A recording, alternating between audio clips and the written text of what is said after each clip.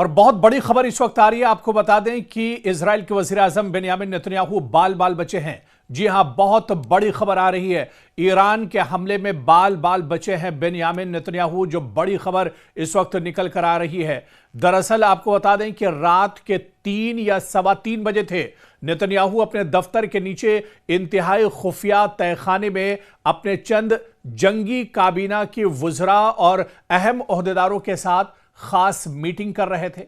इसके साथ ही अमेरिका से वजारत दिफा के सेक्रेटरी और अहम लोग वीडियो लाइन पर मौजूद थे। इसी वक्त ईरान की तरफ से तल अवीव पर मिसाइल दागे गए, लेकिन इनको डिफेंस सिस्टम फजा में रोक रहे थे, जिनमें 6 या 7 या 8 मिसाइल आए और उन्हें इंटरसेप्ट किया गया, यानी रोका गया। तो अचानक अमेरिकी डिफेंस के माहिरीन ने नेतन्याहू को कहा कि इस जगह से फौरन निकल जाएं। नेतन्याहू ने 1 सेकंड देर नहीं की और फौरी तौर पर अपने दफ्तर की बिल्डिंग से वो बाहर निकल आए। इनको जब ये इत्तला दी गई कि इस जगह से फौरन निकलो, इस जगह को फौरन खाली करो, इसके ठीक 45 सेकंड बाद एक ईरानी मिसाइल तमाम डिफेंस सिस्टम को तोड़ते हुए वजीर आजम बेंजामिन नेतन्याहू के दफ्तर के दरवाजे पर पूरी ताकत से हिट हुआ। यानी जहां पर वो जिस दफ्तर में मौजूद थे, उसी दफ्तर पर ईरान का मिसाइल आकर गिरता है। इसके 30 सेकंड बाद एक दूसरा मिसाइल भी ठीक इसी जगह हिट हुआ जहां पहले वाला आया था।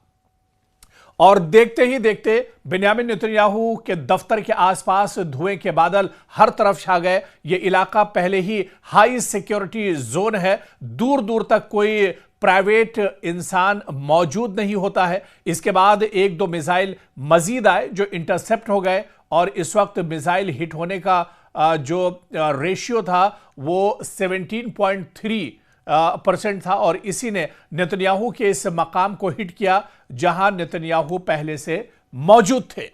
तो बाल बाल बेन्यामिन नेतन्याहू इस हमले में बचे हैं। अमेरिकी डिफेंस सिस्टम ने अमेरिकियों को यह बता दिया था कि मिसाइल जो इस वक्त तल अवीव पर बढ़ रहा है, तल अवीव की तरफ आ रहा है, इसका रुख बिल्कुल पिन पॉइंट नेतन्याहू का दफ्तर है। इसलिए उन्होंने मीटिंग को फौरी मंसूख करके नेतन्याहू को निकलने की वार्निंग दी।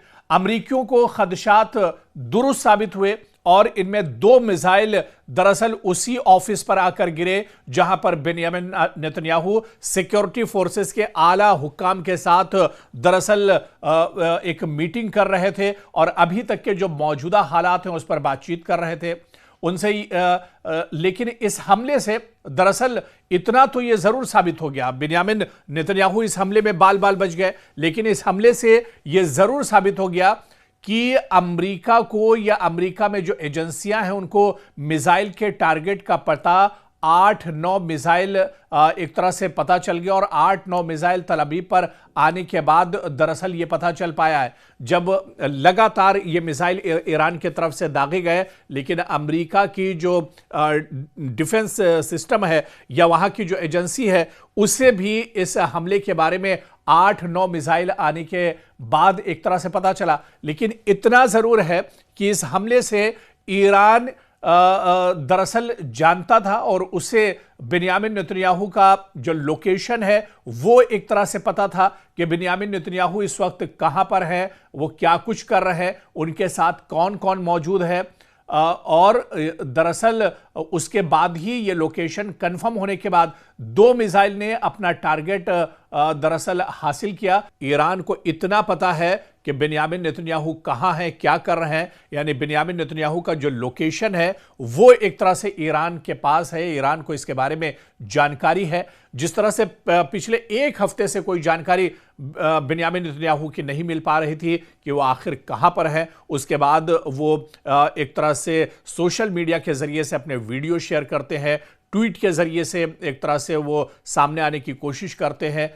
लेकिन इस हमले के बाद इतना जरूर हो गया है कि बेन्यामिन नेतन्याहू और ज्यादा डर गए हैं और ज्यादा एहतियात एक तरह से वो अब बरतेंगे और सिक्योरिटी और ज्यादा बढ़ा दी जाएगी। बेन्यामिन नेतन्याहू की सिक्योरिटी दरअसल ऐसी होती है जिसे भेद पाना बहुत मुश्किल है, लेकिन ईरान को दरअसल ये पता था, पासदारान इनकलाब को यह पता था कि बेन्यामिन नेतन्याहू कहां है, क्या कुछ कर रहे हैं, उनके साथ कौन कौन मौजूद है।